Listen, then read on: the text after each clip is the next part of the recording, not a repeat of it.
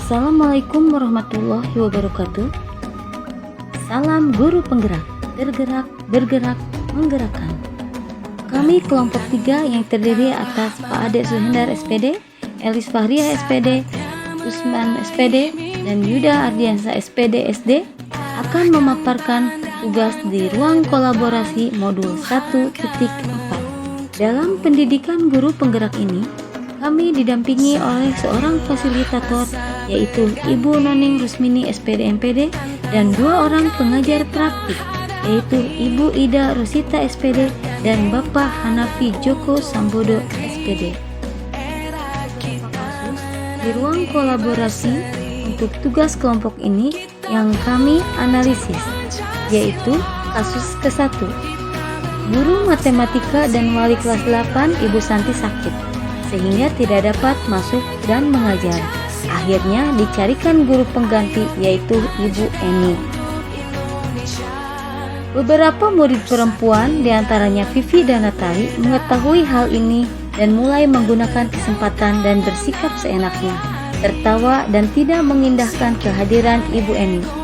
Ibu Eni mencoba menyapa Vivi dan Natali dengan ramah sambil mengingatkan mereka untuk tetap fokus pada pengerjaan tugas.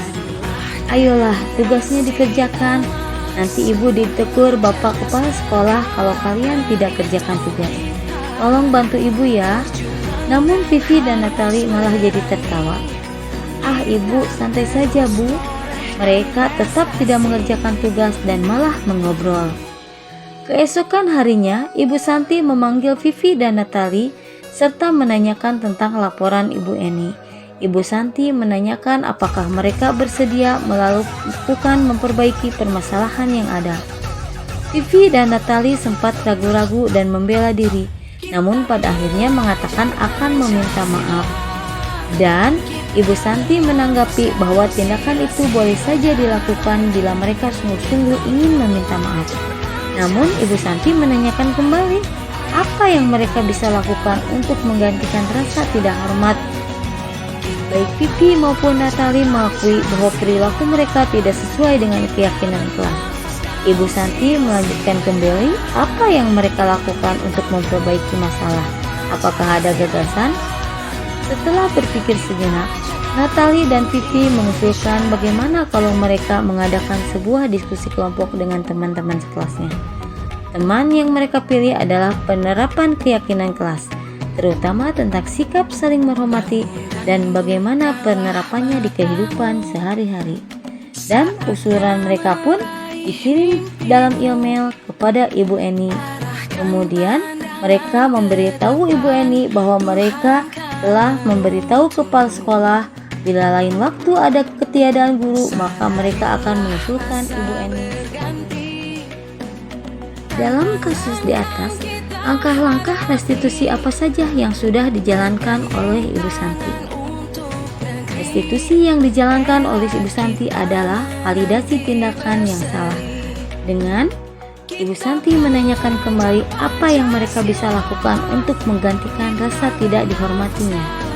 Ibu Santi melanjutkan kembali apa yang akan mereka lakukan untuk memperbaiki masalah. Apakah ada gagasan? Dan Ibu Santi menanyakan apakah mereka bersedia memperbaiki permasalahan yang ada. Ibu Santi menanggapi bahwa tindakan itu boleh saja dilakukan bila mereka sungguh-sungguh ingin meminta maaf. Menurut Anda, apakah restitusi yang diusulkan Ibu Vivi dan Natali sudah sesuai dengan pelanggaran yang telah dibuat? Apakah langkah-langkah restitusi yang telah diusulkan mereka? Restitusi yang diusulkan Vivi dan Natali sudah tepat saat mereka menyadari kesalahannya. Adapun langkah restitusi yang mereka usulkan adalah mengadakan sebuah diskusi kelompok dengan teman-teman sekelasnya dengan tema penerapan keyakinan kelas, terutama tentang sikap saling menghormati dan bagaimana penerapannya di kehidupan sehari-hari di sekolah. Lalu gagasan tersebut mereka sampaikan kepada Ibu Eni dengan coba mengirimkan email. Selain itu, mereka pun memberitahu Ibu Eni bahwa mereka telah memberitahu kepala sekolah, yaitu Pak Hasan, Bila lain waktu ada ketiadaan guru, maka mereka akan mengusulkan Ibu Eni sebagai guru pengganti. Dalam kasus di atas, posisi apakah yang telah diambil oleh Ibu Eni dalam menangani Vivi dan Natali? Jelaskan jawaban Anda. Menurut kelompok kami, posisi Ibu Eni adalah sebagai teman. Sebab Ibu Eni mencoba menyapa Vivi dan Natali dengan ramah sambil mengingatkan mereka untuk tetap fokus pada pekerjaan tugas. Ayolah, tugasnya dikerjakan. Tolong bantu ibu ya, mengingatkan Vivi dan Natali mengenai keyakinan sekolah. Jika Anda adalah Pak Hasan, bagaimana Anda menyikapi langkah yang ditempuh Ibu Santi? Menurut kami setuju dengan langkah-langkah yang diambil oleh Ibu Santi, yaitu dengan memanggil Vivi dan Natali dan menanyakan tentang laporan Ibu Eni. Ibu Santi menanyakan apakah mereka bersedia melakukan memperbaiki permasalahan yang ada dan mengatakan minta maaf. Ibu Santi menanggapi bahwa tindakan itu boleh saja dilakukan bila mereka sungguh-sungguh ingin meminta maaf. Namun Ibu Santi menanyakan kembali apa yang mereka bisa lakukan untuk menggantikan rasa tidak dihormati. Baik Vivi maupun Natali mengakui bahwa perilaku mereka tidak sesuai dengan keyakinan kelas. Ibu Santi tidak langsung menjatuhkan hukuman, tapi menanyakan pada Vivi dan Natali tentang permasalahannya dan mencari solusi untuk permasalahan ini. Kasus kedua, Sabrina hari itu bangun terlambat dan terburu-buru sampai di sekolah. Dia pun akhirnya sampai di gerbang sekolah, tapi baru menyadari kalau tidak menggunakan sepatu hitam seperti tertera di peraturan sekolah di depan pintu kelas. Bapak Lukman memperhatikan sepatu Sabrina yang berwarna coklat. Sabrina berusaha menjelaskan bahwa dia terburu-buru dan salah mengenakan sepatu. Pak Lukman menanyakan Sabrina, apa peraturan sekolah tentang seragam warna sepatu? Sabrina menjawab sudah mengetahui sepatu harus berwarna hitam, namun terburu-buru dan salah mengenakan sepatu. Selain tidak mungkin kembali pulang karena rumahnya jauh sekali, Pak Lukman tetap bersikeras pada peraturan yang berlaku dan mengatakan, ya sudah, kamu sudah melanggar peraturan sekolah. Kamu salah, sudah terlambat, salah pula warna sepatunya. Segera buka sepatumu kalau tidak mengenakan sepatu warna hitam sesuai peraturan. Sabrina meminta maaf dan memohon kembali kepada Pak Lukman agar tetap dapat mengenakan sepatunya dan berjanji tidak akan mengulangi kesalahannya. Namun Pak Lukman tidak mau tahu. Tidak, kamu telah melanggar peraturan sekolah. Kalau tidak sanggup, ambil sepatumu di rumah atau diantarkan sepatu ke sekolah. Ya sudah, kamu tidak bersepatu saja seharian di sekolah. Sekarang copot sepatumu dan silahkan belajar tanpa sepatu seharian. Sabrina pun dengan berat hati mencopot sepatunya dan memberikannya kepada Pak Lukman. Seharian dia tidak berani berkeliling sekolah karena malu dan lebih banyak berdiam diri di kelas tanpa alas sepatu. Sikap posisi apakah yang diambil oleh Bapak Lukman? Jelaskan apakah indikatornya. Sikap posisi yang diambil Pak Lukman adalah penghukum. Posisi penghukum berdasarkan pada kalimat yang dilontarkan oleh Pak Lukman. Kamu salah, sudah terlambat, salah pula warna sepatunya. Pak Lukman berkata, segera buka sepatumu, kalau tidak bisa mengenakan warna sepatu sesuai peraturan. Bila Bapak Lukman mengambil posisi seorang manajer, apa yang akan dikatakannya? Pertanyaan-pertanyaan seperti apakah yang akan diajukan ke Sabrina? Jelaskan. Pertanyaan dan pernyataan yang mungkin akan diucapkan Pak Lukman sebagai manajer diantaranya, Sabrina, apakah kamu mengetahui peraturan sekolah tentang seragam warna sepatu? Apa rencanamu untuk memperbaiki hal ini? Baik, itu bisa dilakukan. Apakah besok akan ada masalah untuk kamu menggunakan seragam warna yang sama? Baik, saya hargai usahamu untuk memperbaiki diri. Manajer adalah posisi di mana guru hebat bersama dengan murid mempersilahkannya murid mempertanggungjawabkan perilakunya. pendukung murid akan dapat menemukan solusi atas permasalahannya sendiri. Kira-kira bila Anda kepala sekolah di sekolah tersebut, nilai kebajikan apa yang ingin dituju oleh peraturan harus berwarna hitam? Bagaimana Anda menyikapi langkah yang diambil Pak Lukman mengenai kasus tersebut? Nilai kebajikan apa yang ingin dituju oleh peraturan harus berwarna hitam. Dan nilai kebajikannya adalah disiplin, menghindari kesenjangan sosial, serta keseragaman. Bagaimana Anda menyikapi langkah yang diambil Pak Lukman mengenai kasus tersebut?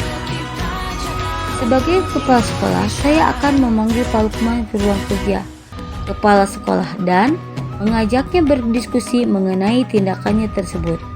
Menurut saya, alangkah baiknya jika Pak Lukman bersikap sebagai manajer dan kembalikan pada murid tersebut mengenai apa rencana untuk memperbaiki diri. Daripada posisi manajer ini, murid dapat menjadi pribadi yang mandiri, merdeka, dan bertanggung jawab. Dalam kasus yang ketiga, Ibu Dani sedang menjelaskan pelajaran bahasa Inggris di papan tulis. Namun beliau memperhatikan bahwa Fajar malah tidur-tiduran dan tampak acuh tak acuh pada pelajarannya. Fajar, coba jawab pertanyaan nomor 3. Fajar maju ke depan dan kerjakan di papan tulis. Fajar pun tampak malas-malasan maju ke depan. Dan sesampai di depan papan tulis, Fajar hanya diam terpaku sambil memegang buku bahasa Inggrisnya dan memainkan spidol di tangannya. Ayo Fajar, makanya jangan tidur-tiduran, lain kali perhatikan. Sudah sana duduk kembali. Kira-kira siapa yang bisa Fajar pun kembali duduk di bangkunya? Hal seperti ini sudah sering sekali terjadi pada Fajar, seperti tidak memperhatikan, acuh tak acuh, dan nilai-nilainya pun tidak terlalu baik untuk pelajaran bahasa Inggrisnya. Ibu Dani pun menjawab lirih. Gimana kamu Fajar, kamu tidak kasihan sama ibu ya? Ibu sudah capek-capek mengajarkan kamu. Kamu kok tidak kasihan sama ibu? Dan Fajar pun diam membisu. Posisi kontrol apa yang diambil oleh Ibu Dani dalam pendekatannya kepada Fajar? Posisi kontrol membuat orang merasa bersalah. Karena percakapan yang mendukung, Ibu Dani pun menjawab lirih. Gimana kamu Fajar, kamu tidak kasihan sama ibu ya? Ibu sudah capek-capek mengajarkan kamu. Tidak kasihan sama ibu. Dan Fajar pun diam membisu. Membaca sikap Fajar, kira-kira kebutuhan apa yang diperlukan oleh Fajar? Kebutuhan kasih sayang dan rasa diterima, kebebasan, serta kesenangan. Acuh tak acuh bisa menjadi indikator mencari perhatian, tidak tertarik dengan pelajaran, dan tidak senang sedang pembelajaran. Bila mana Ibu Dani mengambil posisi pemantau, apa yang akan dilakukan atau dikatakan olehnya? Pertanyaan-pertanyaan seperti apa yang akan diajukan? Jelaskan. Pemantau berdasarkan pada peraturan-peraturan dan konsekuensi. Apa peraturan kesepakatan kelas kita dalam PBM? Jika kamu mengulang lagi, apa konsekuensinya? Apa yang telah kamu lakukan? Apabila Anda adalah kepala sekolah di sekolah Fajar dan mengetahui hal ini, bagaimana tindak lanjut Anda? Berdiskusi dengan wali kelas dan guru yang mengajar Fajar. Memvalidasi Fajar, mencari informasi latar belakang, tinggal di mana dan sama siapa, keadaan keluarga, kemana kamu akan pergi, mengapa kamu malas-malasan, dan memanggil orang tuanya. Kasus 4. Anto dan Dino sedang bermain bersama di lapangan basket dan tiba-tiba terlibat dalam sebuah pertengkaran adu mulut. Dino pun menjadi emosi dan mengadakan kontak fisik, menarik kemeja Anto dengan kasar sampai 3 kancing terlepas. Guru Pisket melerai keduanya. Kemudian Anto dan Dino dibawa ke ruang kepala sekolah. Ibu Suti sebagai kepala sekolah berupaya menenangkan keduanya, terutama Dino. Dino, sepertinya kamu saat ini sedang marah sekali. Mendengar itu, Dino pun mengalir bercerita tentang kekesalan hatinya.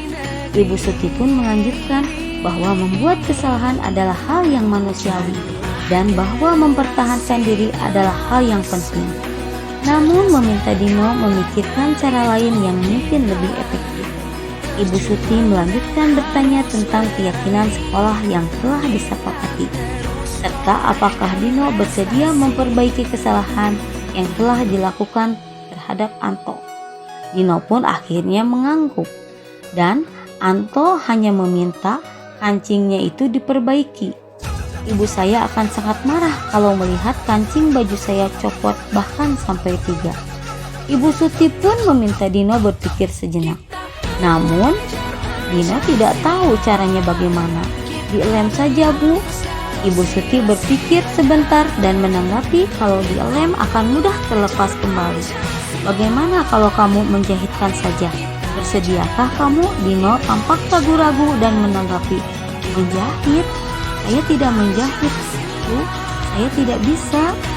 Kemudian Dino berpikir sejenak, memandang ke meja Anto dan menanggapi, yang mengajari saya siapa, Bu? Untuk menjahit. Akhirnya Dino mengangguk tanda menyetujui, dan siang itu Dino belajar menjahit untuk memperbaiki kemeja Anto. Posisi kontrol apa yang telah dipraktikkan oleh kepala sekolah Ibu Suti? Hal-hal apa saja yang dilakukannya sehingga berkesimpulan demikian? Posisi kontrol Ibu Suti yaitu sebagai manajer. Ibu Suti mempersilahkan Dino mempertanggungjawabkan perilakunya, mendukung dan membimbing Dino agar dapat menemukan solusinya, dan mengingatkan Dino dan Andi mengenai keyakinan sekolah. Dalam kasus tersebut, bagaimana Dino dikuatkan, bagaimana Anto dikuatkan oleh Ibu Suti. Dino dikuatkan dengan mengatakan membuat kesalahan adalah manusiawi dan mempertahankan diri adalah hal yang penting. Namun, Dino diminta untuk memberikan cara yang lebih efektif. Anto dikuatkan dengan menanyakan apa yang bisa Dino lakukan untuk memperbaiki keadaan. Kira-kira nilai-nilai kebajikan apa yang dituju dalam kasus tersebut? Jelaskan. 1. Kontrol diri. Memilih cara mempertahankan diri yang lebih efektif. 2. Mengakui kesalahan. Merasa bersalah atas perilaku yang tidak sesuai. Dan 3. Bertanggung jawab, menerima konsekuensi dari semua tindakan. Demikian yang dapat kami sampaikan. Terima kasih.